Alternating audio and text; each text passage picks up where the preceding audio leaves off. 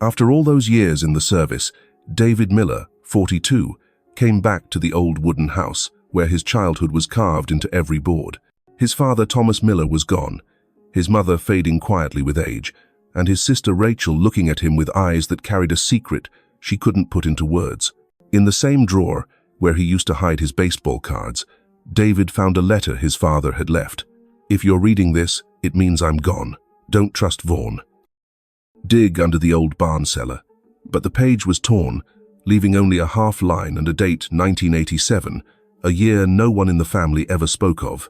And then, with headlights cutting across the porch, a figure stepped out of the dark. Caleb Vaughn, 55, his father's old friend, standing there like a shadow that had been waiting all along. The question hung heavy in the night. What had David's father carried back from the battlefield, and why had the whole town chosen to turn its face away? David Miller came back on a slow afternoon, the late-season sun spilling across the dirt road that led to the old farm. The pickup he drove rattled through every pothole, the engine groaning like it had aged along with the years he'd been gone. David had left this place at 25, carrying with him a rifle, discipline, and a heart full of shadows. Now, at 42, he was back, not with medals or glory, but as a tired man who'd spent too many years on base, watching friends disappear one by one, wondering what was left for him to return to. The house appeared at the end of the road, a grey tin roof, patched with holes that let the light stab through, porch boards peeling, bent with time. From a distance, the windows sagged like weary eyes waiting on him. For a second, David felt his heartbeat thud slow and heavy, like hammering iron gone cold. He had once pictured a different homecoming, a barking dog, his mother's voice calling from the kitchen, the smell of pie drifting across the porch. Instead, there was only a silence so wide that even the wind seemed to sigh.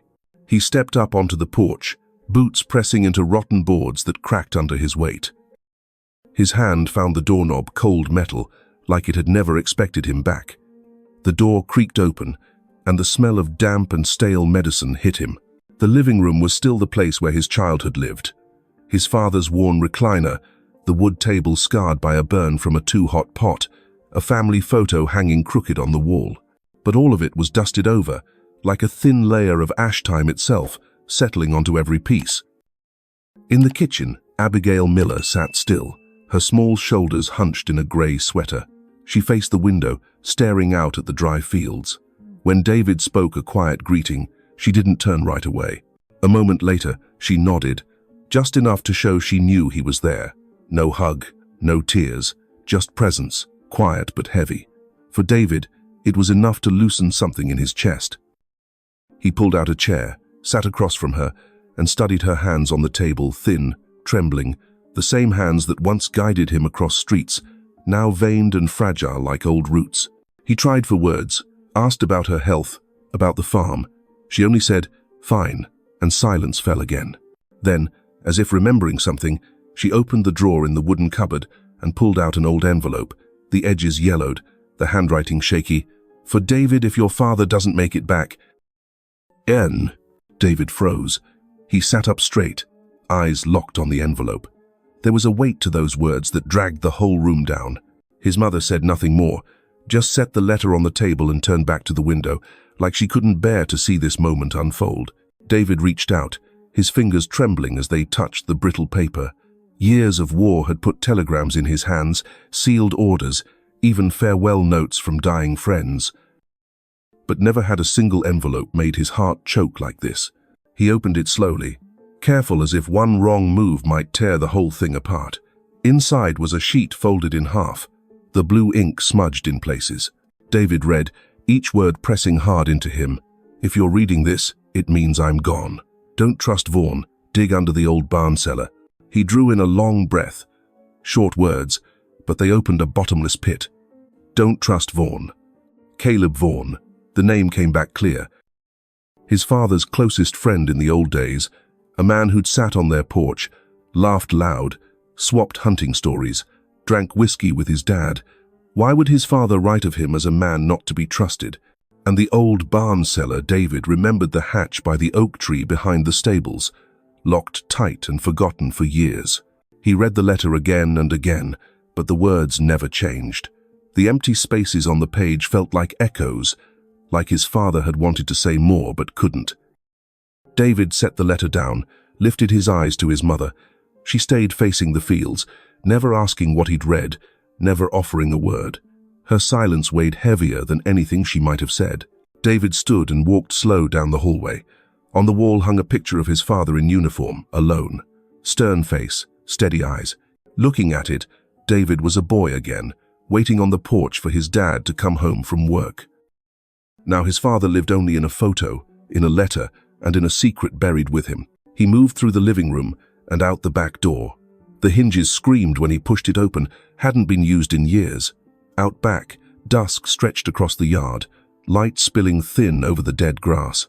But what stopped him cold was the door itself. It wasn't latched. It hung open, just a crack, like someone had slipped through not long ago. His pulse quickened.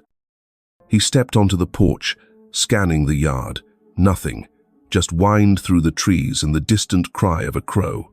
But in the dirt, clear and fresh, were footprints leading around the stables.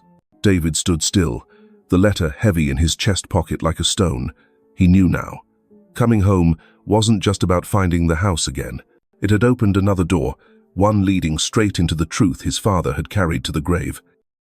And now, the back door stood ajar, a quiet reminder that the shadows of that truth were still close by. David sat still for a long time after spotting the back door ajar, his breath quick but restrained, like he'd just heard a strange sound coming from inside his own chest. His mother stayed at the table, her hands folded in her lap, eyes fixed on the cracked wooden floor. The air in the room had thickened to the point where the ticking of the old wall clock struck like a hammer against memory. David held the letter up, the light from the small window catching the smeared ink, and only then did he notice. The page wasn't whole. The bottom corner had been torn away, the edge rough, leaving behind a half-finished line. He squinted at it, the words uneven, the ink faint, as if written in a dying hand. What I did in 1987, I never forgave myself for. David's chest tightened, his throat dry. That year he'd been 14, tossing a baseball in the yard with his buddies. That year his father had still been strong, out in the fields each morning, drinking black coffee on the porch at night. What could have happened then, something his father carried as regret all the way to the grave? And why warn him not to trust Vaughn? He sank into a chair, elbows braced on the table, fingers gripping the letter so hard the veins stood out blue on his hands. His mother's breathing was steady, slow, like she hadn't heard a word, but David knew she had. Her silence was its own kind of confession. He wanted to ask, but years in the service had taught him one thing. Sometimes silence tells more than 1,000 words ever could. David stood, letter in hand, and stepped outside. Dusk had fallen quick. Grey clouds stretched low, shadows from the hills rolling down fast like floodwater. He drew in the damp evening air, the smell of earth mixed with a trace of old smoke from a burned haystack. The house behind him sat in stillness, but the yard was not entirely quiet. Something was wrong. Down the dirt road, a harsh beam of light cut through the trees, aimed straight at the farmhouse. Parked at the edge where the woods thickened was a black pickup, engine off but headlights blazing, casting a cold glare across the porch. David froze, body tense, instincts flaring. He narrowed his eyes, trying to pierce the brightness, but the windows were dark, tinted. No figure moved inside. He stepped off the porch, boots grinding into the gravel loud enough to say he knew he was being watched. The truck didn't move. He stopped halfway across the yard, coat flapping in the wind, the letter trembling in his hand. Man and machine locked in a wordless standoff. The way those headlights held steady on the porch reminded him of nights on patrol, when the enemy didn't fire, only watched, only waited to press the weight of their presence. In that moment, memories of his father rushed back. Winter nights long ago, the old man sitting at the kitchen table with a cup of coffee, staring at nothing, cleaning his hunting rifle as if it was ritual. Whenever David had asked about the war years, his father would shake his head and say, "Some things are best left unspoken, son." And now, the torn line in the letter, about 1987, was exactly that unspoken thing, back to pound at David's chest like a heavy hammer. The wind roared through the trees, dead leaves swirling. Suddenly the headlights blinked twice. No horn, no words, just that signal, sharp enough to send a chill down his spine. Then the truck eased back, turned, tires shrieking on gravel, and disappeared around the bend that led out to the main road. David stood rooted until the last streak of light faded. His breath came slow, the paper crumpled in his fist, cold sweat running down his neck, though the night air was brisk. Who was behind that wheel? A man working for Vaughan, or Vaughan himself? And why now? Why show up the moment the letter had been opened? He walked back inside. His mother was still there, small and quiet in the dim room. David laid the letter on the table, sat across from her, and fixed his gaze on her worn face. She trembled faintly before turning away, as though she couldn't stand the weight of his eyes. David folded the letter, slipped it into his jacket. He knew then this homecoming wasn't just about tending to his mother or starting over. He'd returned at the very moment the past had cracked open its coffin and risen in that old house. Every line, every tear in the paper dragged him deeper into his father's shadow, into the darkness of 1987, into the curse of the name Vaughan. Night fell hard. On the porch, the wind moaned through warped planks, the roof groaning with every gust. In David's chest, his heartbeat matched the rhythm, slow, heavy, unrelenting. And in the dark, the image of that truck with its burning headlights lingered like a message. He'd been seen, he'd been marked, from the very first day he came back. Out on the road, a stranger's pickup had sat with its beams fixed on the house, warning plain as day there'd be no peace in this return. David couldn't sleep that night. After the black pickup disappeared around the bend and the headlights went dark, he stayed by the window of his old room, eyes wide open in the dark. The wind swept across the roof, an owl called somewhere far out in the trees, and the tick of the old wall clock marked time like a hammer blow. He was no longer the soldier stationed in the Middle East, but the habit of keeping watch clung to him like a second skin he couldn't peel off. Every shifting shadow in the yard, every creak of the house, might mean danger. The war had ended on paper, but in his body it had never left. Around midnight, he decided sitting still was no longer an option. His father's letter had said, "Dig under the old barn cellar." That barn had once held years of corn, wheat, and hay. David's boyhood had lived in that place between the smell of dry grass, the sound of mice scurrying through the walls, and the thin light that slipped through cracks in the boards. If someone else was heading there, then they were already one step ahead of him. David pulled on a thick jacket, laced up his old army boots, and stepped outside. The night was black, heavy clouds covering the stars. The path to the barn wasn't more than 100 yards, but it felt endless. Weeds scratched against his legs, damp and cold against the cloth. He moved slow, ears tuned to everything, the rasp of wind through grass, the rasp of his own breathing, the pounding of his heart. Each sound felt amplified, as if the whole world had turned into a listening post. The barn showed itself faintly in the weak beam of the small flashlight he carried. The wooden structure had aged badly, its planks faded grey, the roof sagging in patches. But what stopped him cold was the cellar door near the foundation. He remembered it as rusted and bent on its hinges, something no one had touched in years. Tonight, it bore a new steel padlock, bright and clean, without dust installed only weeks ago. David crouched, aimed his light closer. No mistake. The lock was fresh. His hand touched the cold steel, and his pulse sped up. Someone had been here before him, knew this cellar mattered, and meant to keep him out. Anger surged up, but he pressed it down, training himself to watch before acting. He lowered himself closer to the ground, scanning. Footprints marked the damp soil, sharp and recent. Alongside them ran deep tire tracks, heavy truck tires, pressed in as if they'd just rolled away. He snapped off his flashlight and let the dark swallow him. Holding still, he steadied his breath. Then it came a metallic clang in the distance, short and sharp. It echoed off the thin woods beyond. It sounded like a gun stock striking metal, or a lock being tested with the wrong key. David stiffened, eyes locked into the dark. His gut told him someone was out there, not a dream, not nerves, a presence. Then silence again, not the kind of silence that's empty, but the kind that waits. He counted the seconds in his head, and then the low rumble of an engine broke it apart. Heavy, muffled, unmistakable. Lights flashed through the trees, a truck's headlights cutting a slice of white across the woods. Slowly, the vehicle backed out of the path, tires grinding on gravel, the noise high and sharp. The beam swept wide, then turned away, fading, until the sound and light were gone. David let out a slow breath. He bent down, flicked his flashlight on just long enough to sweep the ground. That's when he saw it, a spent brass casing lying near the cellar door. He picked it up, turned it in his hand. The bullet was long gone, only the shell remained, but stamped clear on the base was the old military production code. He knew it instantly. Standard training rounds from the 80s. He had handled thousands of them back in his early years of service. His fist closed tight around the shell. This wasn't an accident. It couldn't be lying there by chance, and not tonight, not when his father's torn letter had whispered about the year 1987. Someone had left it here on purpose, or dropped it while tearing through the place. Either way, it was a marker, a piece of the past thrown in his path like bait.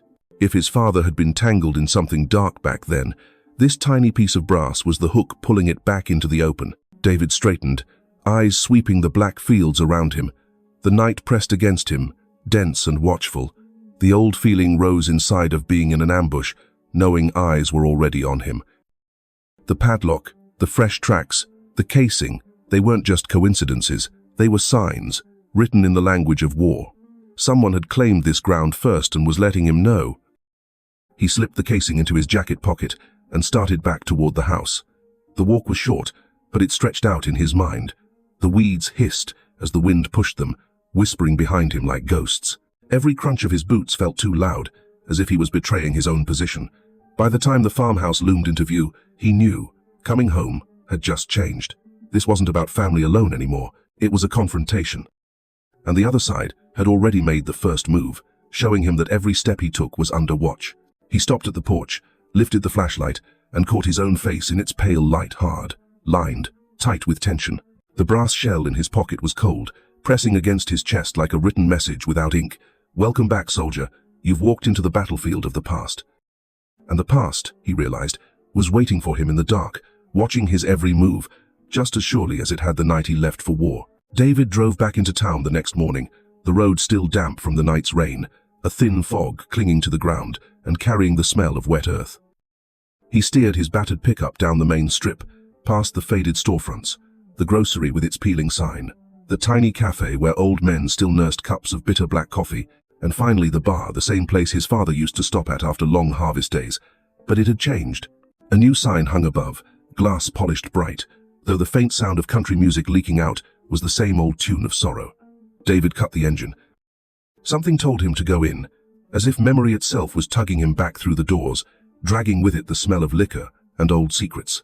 The bell above the door jingled too cheerfully when he pushed it open. Inside, the air was thick with cigarette smoke and the tired scent of wood soaked in years of whiskey. A few men in the corner lifted their eyes to him, then bent back over their beers. The bar counter was nearly empty, the bartender polishing glasses slow and steady. David picked a table in the center, back against the wall, eyes sweeping the room. The old habit stuck: always know what's behind you, always keep the widest view. He ordered a black coffee. When the steaming cup hit the table, he lifted it, letting the rising heat cover half his face. To anyone watching, it looked like he was warming himself. In truth, he was scanning the room. And that's when the door opened again. A tall man stepped inside, broad-shouldered, grey streaking through his hair, a grey suit pressed sharp. Caleb Vaughan, 55, but carrying himself like time hadn't bent him. There was power in him, the kind that comes from years of giving orders and getting used to obedience. Conversation in the bar hushed, replaced by whispers, nods, and quick glances. Vaughan gave back only a half smile, the kind worn by men who never doubted their place at the center. David didn't move. In the bar mirror behind the counter, he caught Vaughan's eyes flick toward him. It lasted only a second, but it was enough. This wasn't chance. Vaughan walked straight across and sat down opposite David without asking. The bartender, nervous, set a glass of whiskey in front of him without a word. "Been a while, Miller," Vaughan said. His voice was deep, hoarse, steady, like wood creaking under weight. He didn't say David. He said Miller, dragging Thomas Miller's shadow into the room with them. David held his silence, letting the weight sit heavy. Silence had its own force, and Vaughan, like men who can't stand a void, filled it. He pulled a cigar, lit it, smoke rising sweet and thick. He drew in deep, exhaled slow. "Your father," Vaughan began, "was a strong man, but he brought back something that wasn't his, and he lived with it for the rest of his life." He set the glass down, eyes glinting with something sharp mockery maybe. "Now it's your turn." End quote. David stayed still, but inside his chest his heart slammed hard. His father's letter rang again in his mind. "Don't trust Vaughan." He let his voice come low, tight. "You're talking about 1987, aren't you?" Vaughan's mouth curved. "So the old man left you a note or two." He stressed the words, as if he knew the letter had been torn. 1987 was the year we did something you could never understand. And your father, instead of leaving it where it belonged, brought home a piece of it. David's hands curled into fists beneath the table. He forced himself to stay calm, but his words came out clipped. "What are you implying?" Vaughan leaned in slightly, voice dropping, eyes locked on David. "A box. An object. A fragment of the past plenty of people would rather forget. But your father kept it, like keeping a blade under the roof. And now, Miller, where is it? Because a son pays for his father's choices." The bar grew heavier.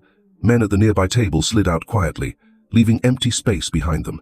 The air hung thick with cigar smoke and the bitter smell of cooling coffee. David stared at Vaughan, studying every crease in his face, every trace of a life long lived. What shook him wasn't the age written there, but the certainty in Vaughan's tone. Vaughan knew things about his father, things David had never been allowed to hear. Then Vaughan slipped a hand into his coat and tossed something onto the table. It landed with a sharp wooden knock. David looked down. A small matchbox, dark wood worn at the edges, corners rounded smooth with years. Carved into its surface, crudely but clear, was a name: Thomas Miller. David froze. He remembered that box. As a boy, he'd seen his father holding it on sleepless nights, turning it over and over but never striking a flame. His father had never spoken of where it came from. And now here it sat, in Vaughan's hand. A warning laid bare that the secrets were no longer locked away. Vaughan smiled, raised his whiskey, and drained it. Then he leaned close, voice low enough only for David. "You can't outrun your father's shadow. Don't even try. Remember, what's taken must be returned." "Is Dom?" He stood, turned, and walked out. The doorbell jingled once, and then was swallowed by silence. David sat alone, eyes on the matchbox. In his pocket was the brass shell he'd found by the cellar the night before. Now, with the wooden box carved with his father's name lying before him, the two objects felt like pieces from the same riddle, two fragments of a secret vast enough to swallow his whole family. Caleb Vaughan had left, but the message was clear. The game had started, and David was already trapped inside it. The night dropped colder than usual. Wind pushed through the rotted wooden frame of the house, carrying the sour, damp smell of fresh grass after rain. David sat in the living room, the matchbox carved with his father's name resting on the table, the lamplight cutting across it so the letters shone like an open wound. He hadn't touched it once.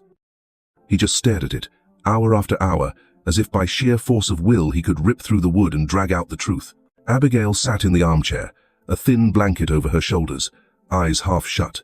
She didn't ask, didn't bring up Vaughan, didn't mention the old object now sitting between them. David could feel she knew more than she showed, but like his father before her, she chose silence. Silence had become her shield. Midnight struck.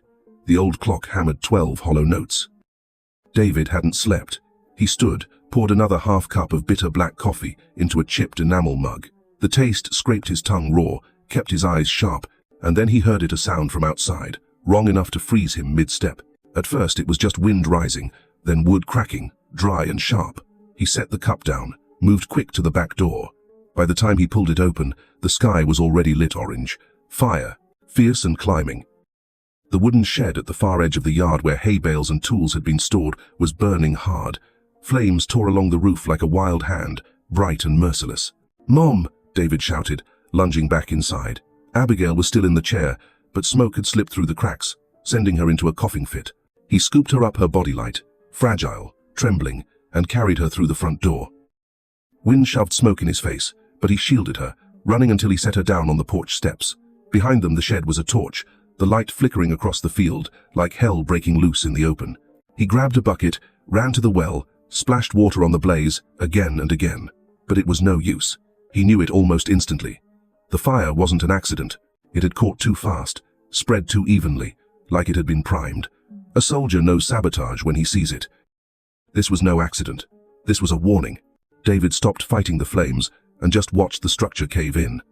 The roof collapsed, embers shooting skyward. The smoke clawed at his lungs, left him choking.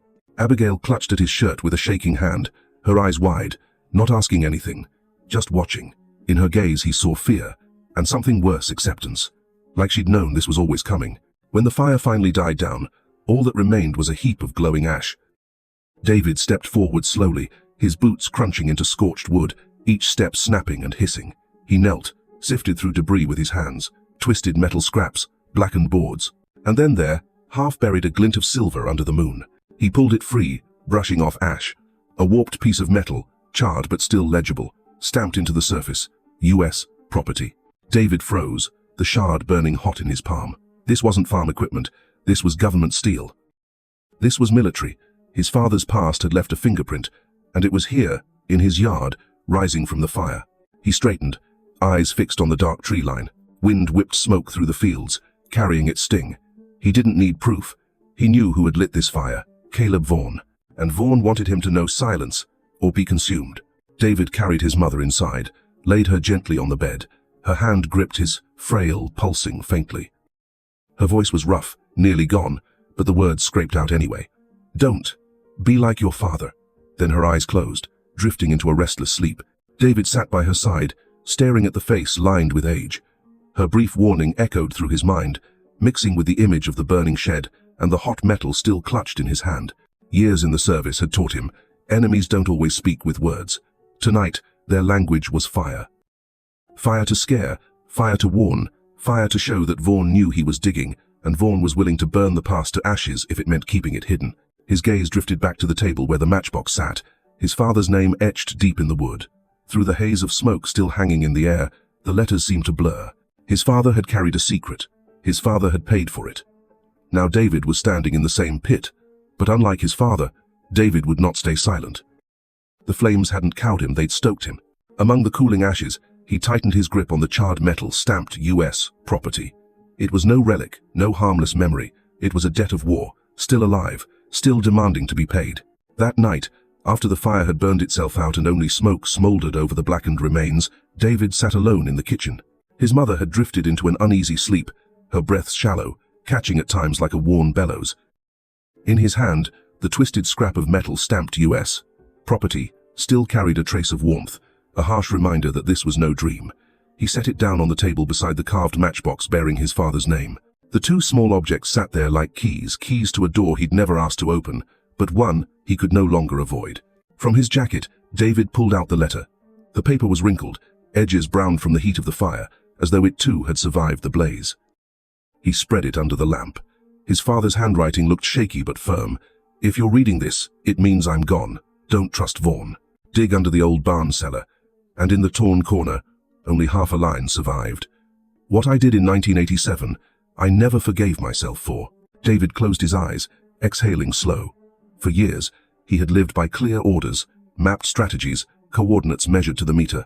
Here, all he had were fragments, jagged edges, unfinished thoughts.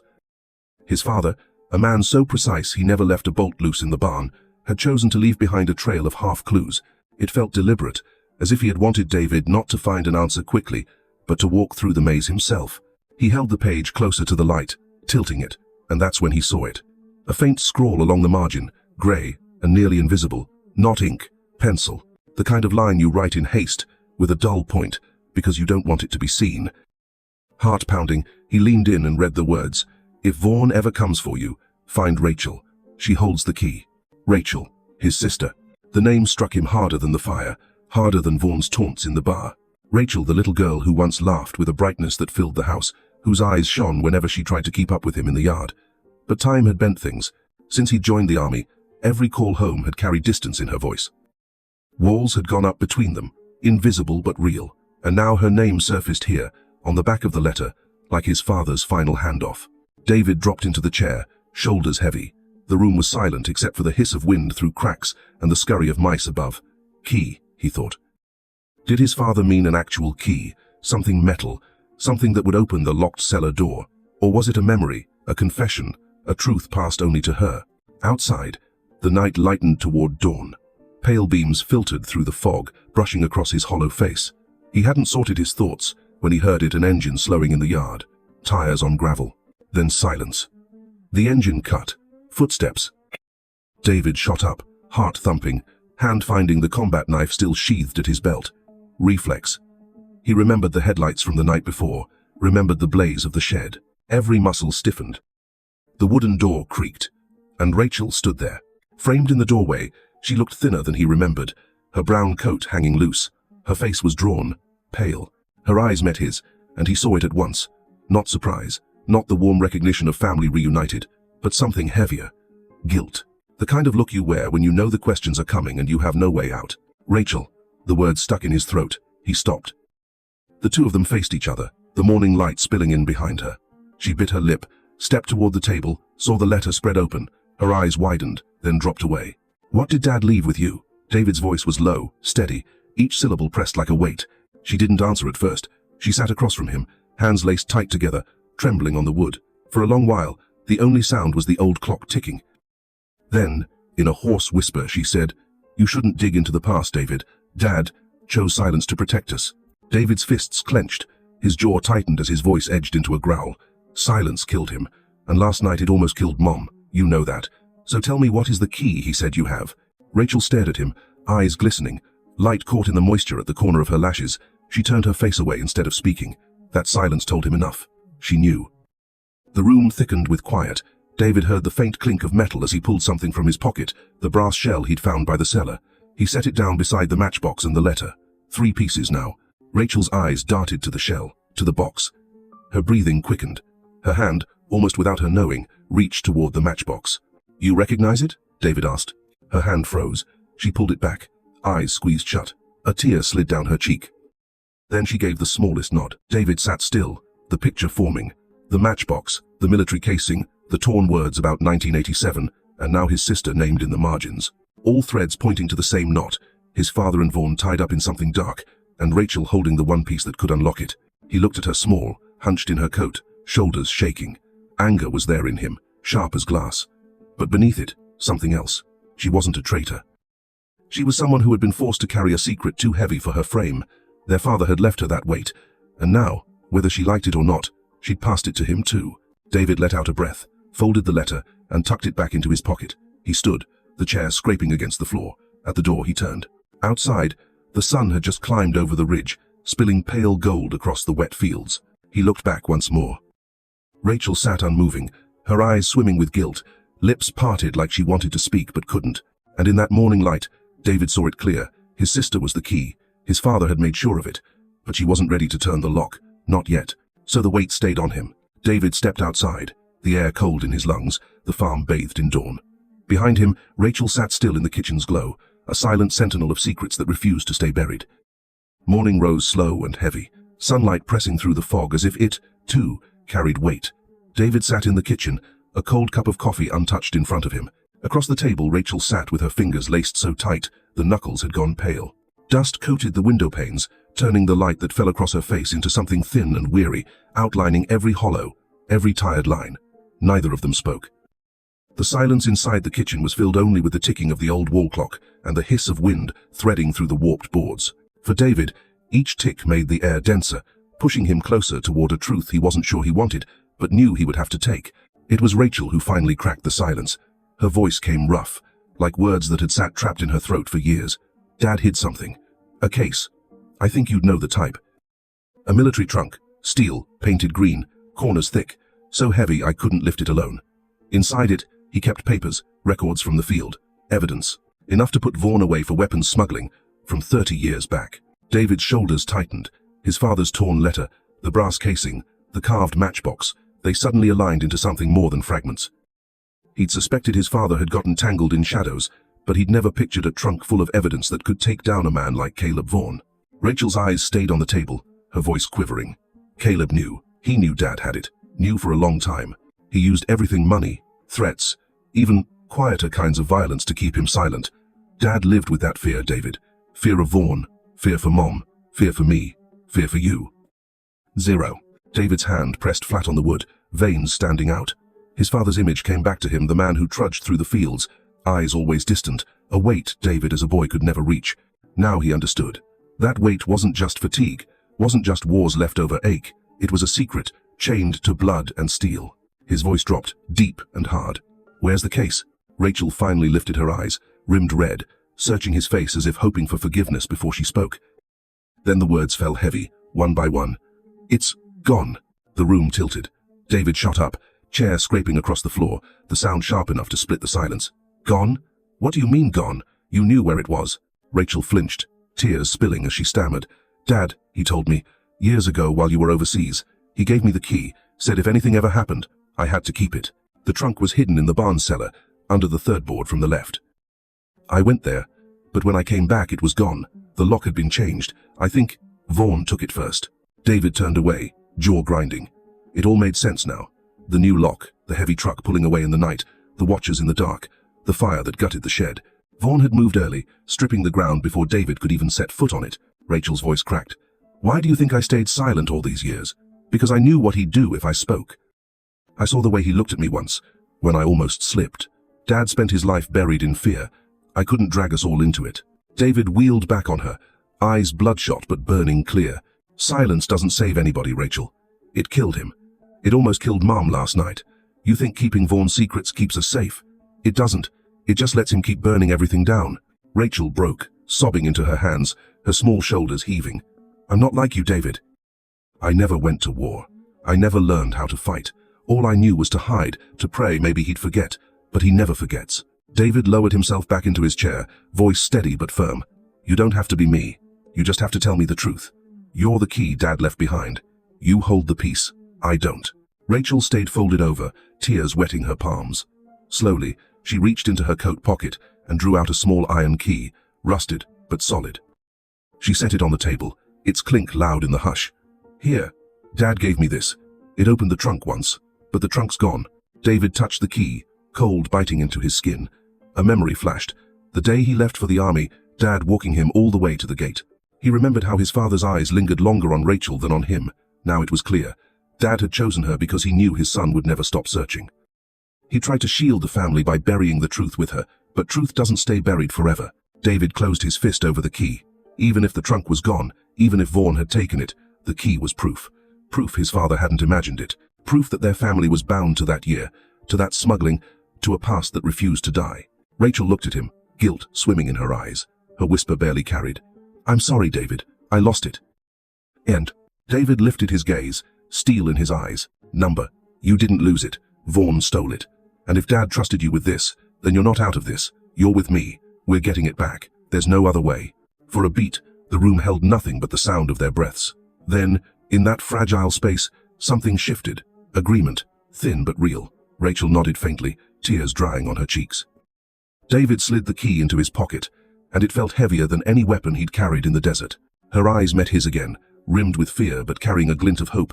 She pointed toward the barn cellar, her voice no louder than a prayer, no stronger than a confession. "It's gone." But in David's chest, the words didn't mean defeat. They meant a direction. Vaughn had it, which meant there was still a trail to follow. By noon, the town lay under a sheet of gold, sunlight falling in uneven patches across the stone-paved square. David drove the old pickup into the center, his mind still circling Rachel's confession. That single image, the heavy military trunk, iron green and sharp-edged, wouldn't leave him. She told him it was gone, taken. But the words rattled in his head like loose shells. Gone. If it was true Vaughn had it, then the man wasn't just a ghost in his father's past anymore. He was here, living, pressing his weight onto the present. And David, still clutching the fragments of letters, casings and boxes, could feel his anger rising like heat in his blood. Vaughn had reached into their family's history, and now he was dragging that darkness into daylight. The square was more crowded than usual. People had gathered outside the old town hall for a council meeting, their chatter mixing with the smell of brewed coffee and the sweetness of apples stacked in wooden crates. A few vendors had set up small stands, selling pie slices, paper cups of strong brew, baskets of candy for children who ran circles around benches. Their laughter carried through the air, crisp and innocent. It all should have been ordinary, but to David it felt like stepping into a place that wasn't his anymore. Home should have been this, yet he moved through it like a stranger. He parked, stepped into the stream of people, and tried to blend. His boots clicked against the stone, his shoulders stiff, his body still running on the vigilance of a soldier.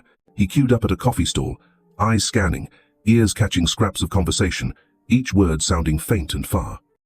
He told himself he was here for small errands for his mother, for something to remind her of comfort, but his mind wasn't in the cups or the crates. It was still with Rachel's words.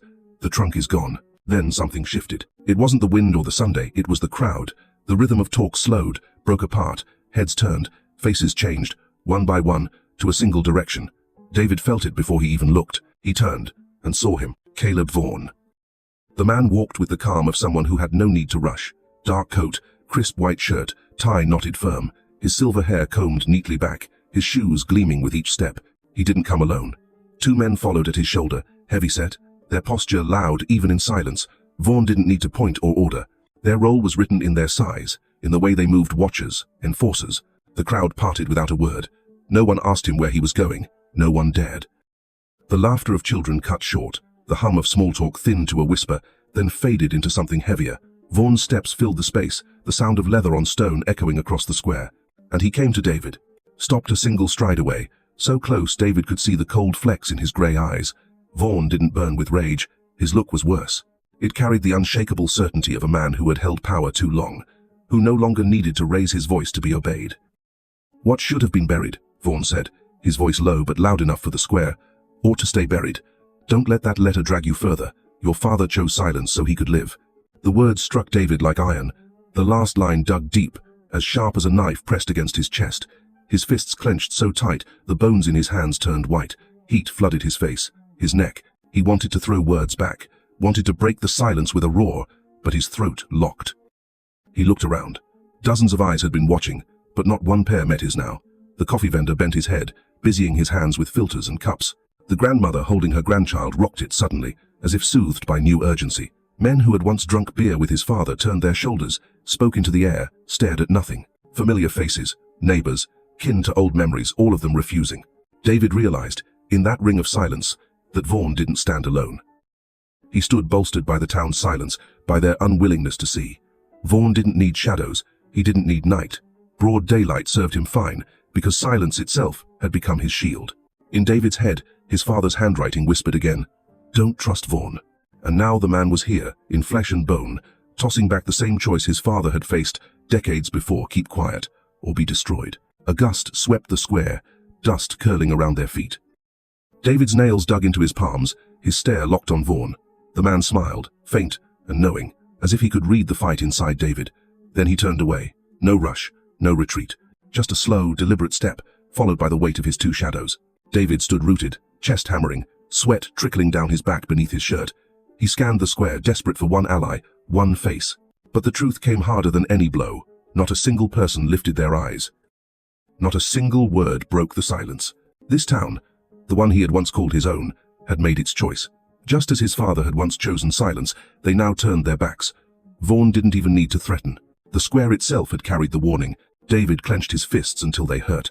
His gaze swept over the crowd and caught only backs turned, shoulders bent, faces closed. In that silence, he understood fully. He wasn't only standing against Vaughan. He was standing against the weight of an entire town's silence. There was no moon that night. Just a lid of grey cloud pulled tight over the fields like a wet blanket. The kind of sky that makes a man feel small, like daylight's been nailed shut, and you're the only thing still moving underneath. David couldn't lie still. After the showdown with Vaughan in the square broad daylight, a whole town turning its face away, he knew there wasn't another option. No committee to complain to, no neighbor to vouch for him.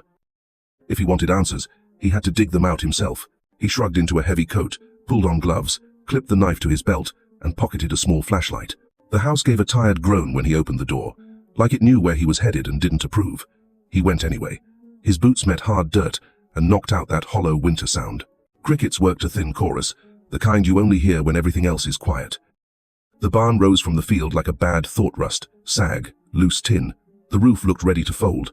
The doors were pulled to but not latched, as if someone quit halfway through. His lamp threw a sick yellow on the boards. The smell hit first wet hay, mildew, old iron, like the place had been crying under rain, and nobody wiped its face. He pushed the door with 3 fingers. It slid open with a complaint. The floorboards answered with their own creak, each step saying, "We remember you. We remember your father. We remember why you're here." The cellar hatch sat dead center right where his father used to sharpen the hay knife, the blade singing against stone in a tune you could hear from the porch. Now the iron square stared back with a bright new padlock. Shine like that doesn't belong in an old barn unless someone brings it. He crouched and took out the rusted key Rachel had pressed into his palm that morning. Training keeps your hands steady, but it can't keep your gut from bucking when you're about to turn something that won't turn back. He slid the key in and gave it a hard twist. The lock popped with a flat click that felt too loud inside that building. His pulse kicked up. He lifted the hatch. Hinges screamed like an old animal pulled wrong. Cold earth rose to meet him, damp air carrying the taste of time, soil, stone, the rot of things left alone. He thumbed the light on, the beam cutting a narrow path down the wooden steps. He wrapped a hand on the knife hilt and started down, one tread at a time, breath counting the steps. The cellar was tight, dirt-packed walls, a few rotted crates slumped in corners. In the middle sat a military trunk, exactly as Rachel had said. Green paint scarred to hell, corners dinged, handle built to carry weight. He crossed too fast, fell to his knees, threw the latches, lifted the lid. Nothing. No files, no folders, no photos. Just dust and the smell of iron that's given up. The crickets vanished from his ears. All he heard was his blood. For a second he wanted to stomp the trunk apart, split it like rotten wood, and keep kicking till the anger ran dry. Then his beam found a darker rectangle in a back corner. He reached and pulled a thin leather notebook cover, rubbed bald at the edges. He knew the hand inside before he opened it. He'd seen it on tape notes and never finished lists. He opened the book. Yellowed pages, smeared lines, ink that bled like it cried in damp. He read fast, then slow. Short entries, coordinates, place names that meant nothing unless you'd stood there. Inventories, numbers beside weapon types, tallies like groceries for a mean store. On the last page, the handwriting shook but stayed stubborn. One line sank like a stone. If I can't live clean, at least you live right. He sat down hard on the packed earth. The notebook doubled in weight.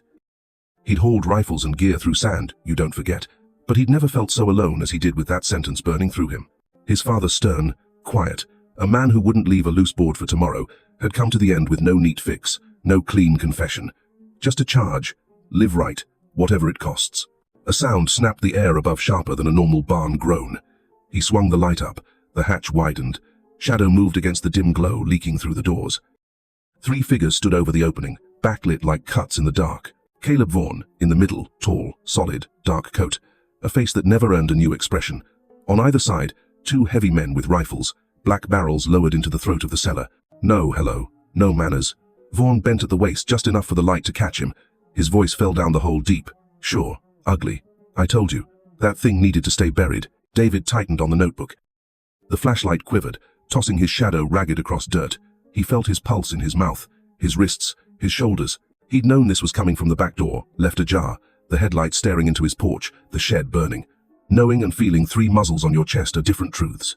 He took inventory like trained men do. The shooter's stance, their shoulders, fingers near the triggers. Vaughan's angle, not amateurs. And Vaughan looked like a man in a room he owned. His mind ran numbers.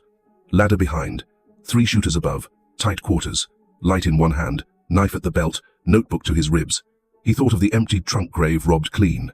The new padlock, heavy tires carving wet dirt, a town that wouldn't meet his eyes at noon. He lifted the light and caught something else. A sliver of metal inside the trunk's lip near a hinge, wrong color for the box, not a hinge piece, small enough to miss even in a hurry. His father never left billboards.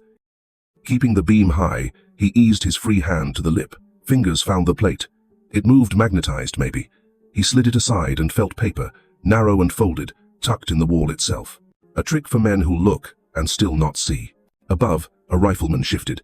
Hands, he barked flat, drilled. David washed their eyes with the beam, buying a heartbeat. You had your men light my shed, he said, steady, like weather talk. That the best you've got, Caleb? Burn what you don't get? Fire isn't a message, Vaughan said, ghost smiling. It's a broom. Cleans up after other men's mistakes. His eyes flicked to the trunk. He knew it was empty, thought he'd stripped the room to studs. David slipped the folded strip into his sleeve. The paper felt thin and stiff onion skin. Something official once, carbon copied a lifetime ago. If the last page was a sermon, this might be a map. Step up, the other rifleman ordered. Slow. David left the notebook on the ground and took the ladder. The flashlight swung wide, blurring faces, then steadied. One step, another. The cellar's earth smell thinned into the barn's sour breath. Halfway up, he stopped. You went to war with my father, he said. Maybe you forget. I don't. I read what he wrote. If he couldn't live clean, he wanted me to live right. Your father made a mess and tried to wash it with a sentence, Vaughan said. He didn't live clean, didn't die clean, and you're about to match him. He nodded like settling a bill. David climbed. The paper pressed his wrist bone. He thought of Rachel's key, his mother's hand, the brass casing by the cellar door, how truth keeps a strange calendar. Late, then all at once. At the hatch he saw Vaughan's eyes iron grey like cold water. The rifle stayed leveled. The barrels didn't blink. Close the trunk, Vaughan told a man. We're done here. As agreed. David didn't look back, but heard the lid slap, the latches throw, A chain drag. Final sounds. Last door. Last room. Walk out, the rifleman said. Hands high. David lifted his hands, the flashlight dangling. The beam caught dust hanging like smoke and the hard edges of men who thought nothing could touch them. He stepped into the barn. Cold met him, then the sweet gunmetal of oiled steel. He stood with hands high, paper tucked against his skin, the notebook open below, the trunk sealed like it never held a thing. Vaughn took a step. Last time, he said. Walk away. Leave the past where it lies. The next fire doesn't have to be your house. David looked at him like a man looking at the end of a road. You keep saying buried like it's a prayer, he said. Funny how the ground keeps spitting you back up. Vaughn's mouth twitched annoyance or smile. The rifles didn't waver. Down in the thin ring of cellar light, his father's line hummed like wire. At least you live right. Not how to win. How to lose without giving away the only part that matters. David dropped his hands just enough to catch the flashlight and snapped it off. Darkness rolled in. The rifleman cursed. In that blink, the kind you earn by not sleeping when you should, he moved. What followed wasn't triumph. It was motion and weight, and the close kind of fight where breath goes first and thought comes second. Boots hammered, a shoulder hit a doorframe, orders barked, dust fell in sheets. Through it all, one thing didn't change: the paper against David's wrist. He kept it the way a man keeps a pulse. Vaughn's voice sliced through the scramble. Hold him. Then colder. I told you it should have stayed buried. Be so. 3 rifles, 1 cramped room, and a last line that wouldn't stop ringing that was the shape of it. No witnesses but rats and wind, no jury but night. The cellar open, truth refusing to lie still. In his hands, David had what his father left, a sentence to live by, and a scrap that might yet pull a stone from the wall. Above him stood Vaughn with steel eyes and guns aimed down into the dark, where a son climbed to meet his father's past head-on and decide, finally, between burying and being buried. Time slowed in the cellar when 3 barrels angled down on him. David could see the veins in the men's hands, tendons drawn tight over trigger guards. He could see the iron grey in Vaughn's eyes, colder than any metal. All it would take was a nod, a single clipped word, and this hole in the earth would close as his grave. But in his arms, he still held the little notebook his father's whole life boiled down into half-legible lines, and that last sentence kept ringing like a church bell. If I can't live clean, at least you live right. He squeezed the book, drew one hard breath, and snapped the flashlight straight into Vaughn's face. The blast of light carved a white scar through the dark. For one beat the men froze, their sight seared. That was all he needed. David rolled hard to the side, dirt slick under his boots, hugging the notebook to his chest. He drove himself up the ladder, every muscle clawing for daylight. A shot cracked the round, kissed his shoulder, and burned past, hot smoke filling his nose. He didn't stop. He broke out of the hatch, tore through the sagging barn doors, and slammed his feet onto gravel, blood spilling warm down his sleeve. Night air tore at him. More shots barked, 2, maybe 3. Wood splintered behind him, a crate exploding into shrapnel. He didn't turn back. He sprinted toward the pickup parked, crooked outside the fence. The book flew onto the passenger seat as he heaved himself behind the wheel. Keys, ignition, a prayer. The engine coughed once, then bellowed awake. Headlights punched through the dark, raking the lane in dust. He jammed the pedal, and the tires shrieked, flinging gravel like sparks. Behind him, other lights flared. Vaughn's men had trucks of their own. White beams carved through the night, chasing, trees and scrub lit up like ghosts in the glare. David leaned into the wheel, jaw clenched so tight his teeth hurt. Each bend in the dirt road pulled at the truck, threatened to toss him into ditches. The blood soaking his shoulder made his grip slippery. But there was no stopping. Not tonight. He found the main road, yellow lamps stretched like weary sentries. The chase stayed on him, beams drilling his mirrors. He forced the pickup harder, frame rattling, engine howling. Then a plan. The old federal outpost sat 2 miles ahead, a red brick building that still flew the flag even at midnight. It wasn't much, but it was law, and law was the only shield left. He swung the wheel, tires screaming as he threw the truck into the station yard. He braked so hard the hood dipped, metal whining. The flag snapped on its pole. David spilled out, blood slicked down his arm, notebook clutched like contraband. He shoved the doors open with his shoulder and staggered inside. A desk sergeant sat up, coffee halfway to his lips. His mouth fell open at the sight. A stranger, bleeding, eyes wild, holding out a ragged book like scripture. David slammed it onto the counter. His voice tore raw but clear. It's all in there. Names, deals, proof. Vaughn's been running guns for 30 years. 1. The cop hesitated, then flipped it open. His face drained as he scanned the first page. Stamps, signatures, cargo lists, serial numbers. Caleb Vaughn's name looping again and again, tied to shipments that should never have existed. The sergeant didn't need the rest. His hand went for the phone. David sagged into a chair, the pain from his shoulder catching up. He could hear pieces of the call. Emergency unit. Federal warrant. All patrols now. Then the howl of sirens. One, then another, then more, rising like a storm front. Outside the windows, the flag reflected in pulses of red and blue. He pressed his hand to the wound, breath rattling. His eyes blurred, but not from blood loss. For the first time since stepping off the transport plane, he felt something lift. Not peace, not yet, but weight shifting. He thought of his mother, asleep back at the farmhouse, fragile and bent, but still alive. He thought of Rachel, guilt written in her eyes, but still brave enough to hand him a key. He thought of his father, gone to the grave carrying shame, yet still stubborn enough to write a last line that shoved his son toward light. The sirens multiplied, bouncing through the streets, rolling toward the dark acres of Vaughan's estate. Engines growled, tires tore the gravel. The night itself seemed to tremble. David closed his eyes against the noise. His chest rose and fell heavy, his palm slick with blood, his other hand resting firm on the notebook. He had fought wars far away, for reasons written by men he never met. But this was different. This enemy had a face. It lived in the same town where he'd been a boy, and the weapon to fight it wasn't a rifle or a grenade. It was this book, fragile, stained, full of half-truths and names, but heavy enough to tip a balance.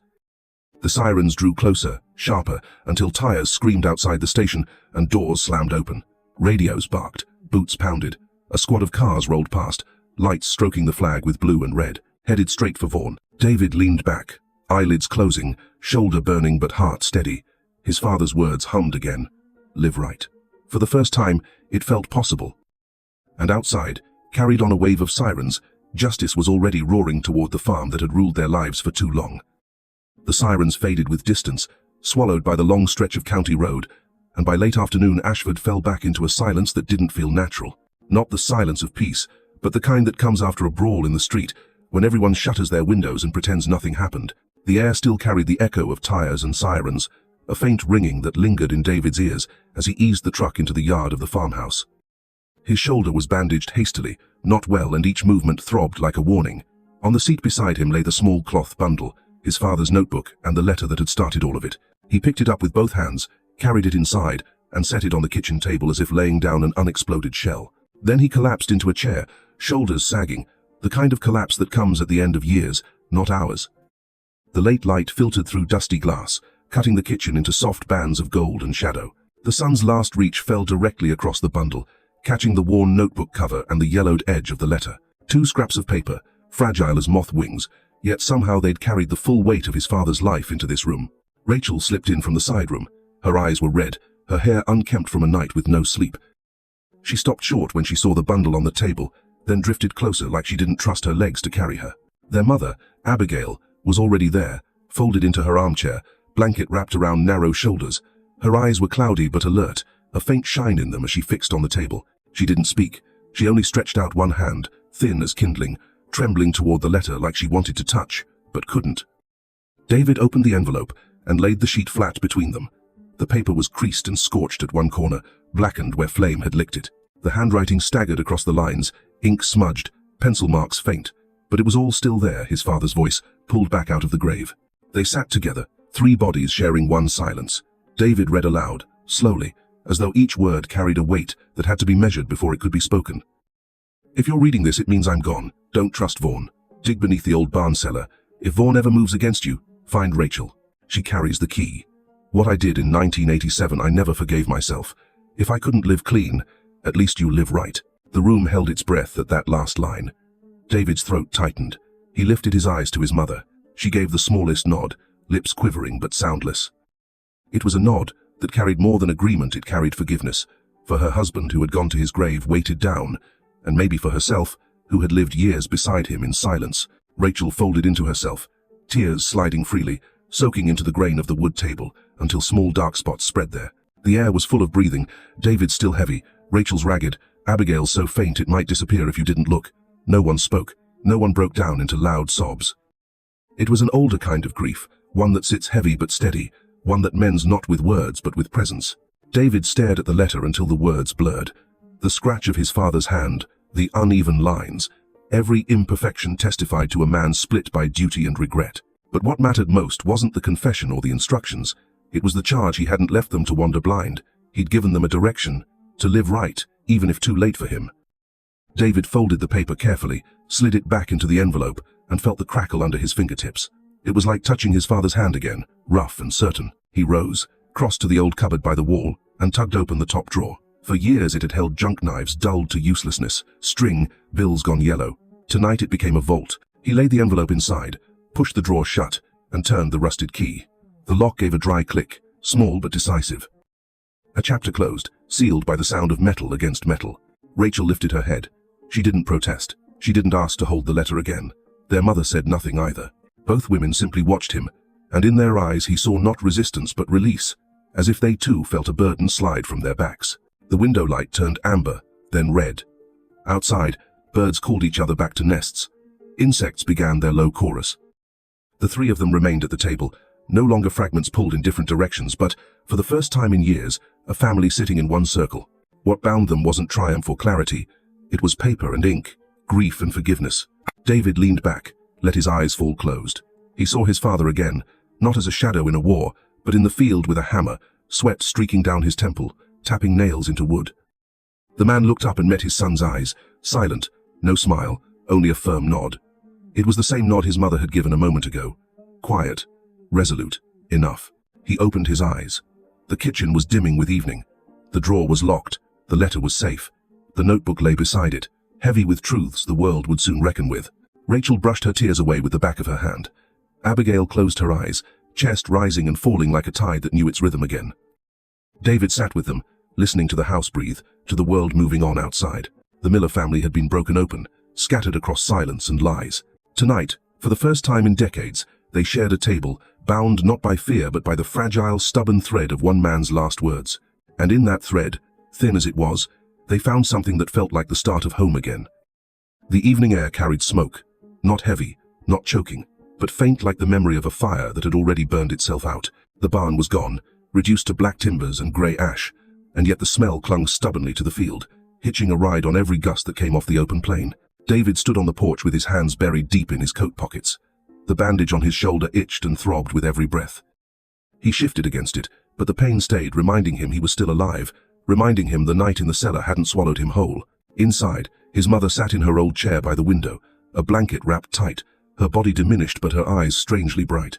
She watched him the way she used to when he was a boy, as if just seeing him breathe was proof enough. Rachel was in the yard, dragging charred scraps of lumber into a pile, her clothes grey with ash. She worked without speaking. They all did. It wasn't a pact, but it felt like one. Enough had been said. The silence now felt merciful. David's gaze drifted out to the oak tree standing in the yard, the same tree that had marked the center of his childhood. He saw every scar in its bark, every crooked limb reaching out like the arms of an old fighter. That tree had outlasted seasons, storms, and men. His father had hammered fence posts in its shade. He and Rachel had played tag around its base. And now it stood witness to a family secret pulled out into daylight, roots deeper than anyone wanted to admit. The wind raked through its crown, leaves whispering like a voice too far away to catch. He pulled the notebook from his pocket. The leather was cracked, the corners worn thin. He thumbed through the yellowed pages again, slower this time, as if reading them might conjure a different ending. Names, numbers, codes, inventories, each line, a nail in Caleb Vaughan's coffin. But near the very back, scrawled sideways in a hand grown shaky, he found something new. A line he hadn't noticed before. Maybe it had slipped past him in the cellar. Maybe the adrenaline had blinded him. But now, under the bruised grey of the sky, it stood out sharp. There is another copy. I hid it west. The words stopped him cold. His father had left more than one record, another set of proof. Another secret cached in soil somewhere beyond this horizon. The breath left David's chest in a rush. All he had turned over to the federal agents, every page, every list was only half the truth. Vaughan's empire might fall, but there was more to unearth, more buried weight that could either finish the job or light another fire. The fight wasn't done. He looked up at the sky, already shifting from grey to darker grey, a twilight without much promise. For a long moment he just stood there, notebook open in one hand, the other gripping the porch railing. He realized his life had been split in two. One half was ending here, with Vaughan's name exposed, with a family silence finally cracked open. The other half was beginning, a road stretching west toward a map his father had sketched in fear and guilt. Rachel appeared at his side. She smelled of soot and sweat. Ash smudged her cheek, her hair stuck damp to her forehead. She didn't look at him right away. She just stood there and followed his gaze to the oak tree. For a while they breathed together in that pause, siblings carrying the same question without saying it. Behind them, through the glass, their mother gave a small nod. Her eyes, cloudy with age, softened with something like surrender. She knew this wasn't hers to carry anymore. It was theirs. David closed the notebook and slid it back into his coat. The wind stiffened, scattering the last flakes of ash across the yard, sending them tumbling toward the road. He felt them brush his face like dry snow, each one a reminder of what had burned, what could never be rebuilt. But instead of dread, he felt a peculiar clarity. His father's final words weren't just confession, they were instructions. He couldn't bury them again. His eyes fixed on the dirt track running out of the yard, the same track he'd walked as a boy, the same one that had led him to the army and eventually back again. Now it called to him once more, not toward war, not toward home, but toward something nameless in the west. He didn't know if it meant a forgotten base, a nameless town, or just a point on a map. He only knew he had to follow it. Rachel shifted like she was about to speak, then stopped herself. Her eyes were damp, but her jaw set firm. David knew that look. It was fear braided tight with resolve. She was younger, smaller, and carried her guilt like a second skin, but she was still a Miller. Whatever came next, she wouldn't let him walk it alone. He stepped off the porch. Gravel crunched under his boots, the sound clean and final in the quiet yard. The last light stretched his shadow long across the dirt, tangling it with the oaks. His coat flapped in the wind, the bandage tugged at his shoulder, and the notebook pressed heavy against his chest. He didn't turn back. He didn't need to. He knew his mother's frail figure sat just behind the window. He knew Rachel's footsteps matched his from the porch. They would always be with him now, not in silence but in blood and memory, in a truth that refused to stay buried. Ahead lay the road. On his back he carried his father's unfinished story. And in his pocket, that last line written in a dying hand, "There is another copy. I hid it west." The sky lowered, the air filled with the hiss of leaves, the smell of ash, and the weight of promises not yet kept. David squared his shoulders, set his jaw, and walked. The oak shivered behind him. The house settled into itself. And the wind of the last season chased him down the road, carrying with it the memory of fire, the trace of loss, and the first breath of something still waiting to be found.